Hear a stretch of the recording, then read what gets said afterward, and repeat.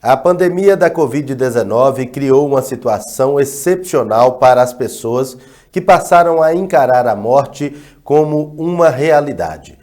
Para proteger seus herdeiros e evitar disputas judiciais futuras, muitas decidiram fazer seus testamentos e garantir a divisão de bens.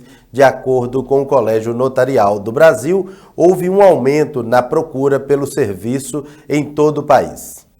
Para muitas pessoas, a palavra testamento é associada à divisão de bens e surge sempre após a morte de alguém. Resolver os conflitos em família, né? Quando tem muito dinheiro, né? Mas até apesar que se tiver pouco dinheiro ainda dá briga, né? Normalmente é conflito. Na prática, o testamento, quando feito, serve para evitar conflitos entre os herdeiros e as longas brigas judiciais.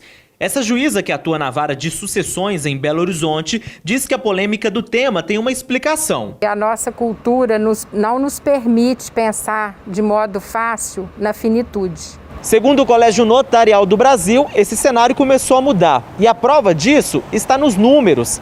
Houve um aumento da quantidade de testamentos registrados nos primeiros meses de 2021, em comparação com o mesmo período do ano passado. O levantamento comprovou que no ano passado foram feitos 6.308 testamentos no Brasil. Nos 3 primeiros meses deste ano, os cartórios já registraram 6.568.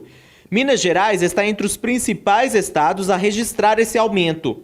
Os 628 testamentos registrados em 2020 saltaram para 848 no primeiro trimestre de 2021. Esse acréscimo que a gente tem percebido no aumento dos testamentos é em função da pandemia, com certeza. Elas têm visualizado a morte muito de perto, né? Sejam por pessoas conhecidas, seja pelo noticiário, sejam por parentes. Então, acho que esse temor tem feito com que elas tenham a preocupação de fazer a disposição de última vontade do seu patrimônio, com medo da proximidade da morte que elas têm vivenciado. Com base no Código Civil Brasileiro, divide-se o testamento em 3 maneiras. Ele pode ser o cerrado, que é lacrado pelo tabelião e a única via fica sob responsabilidade do testador. O particular, que pode ser feito em casa, mas precisa de 4 testemunhas que não sejam as beneficiárias do testamento. E o público, em que é feito em cartório, na presença de 2 testemunhas e com a garantia de ser registrado na Central Nacional de Testamentos. E hoje nenhum inventário ele pode ser feito sem a consulta a essa central.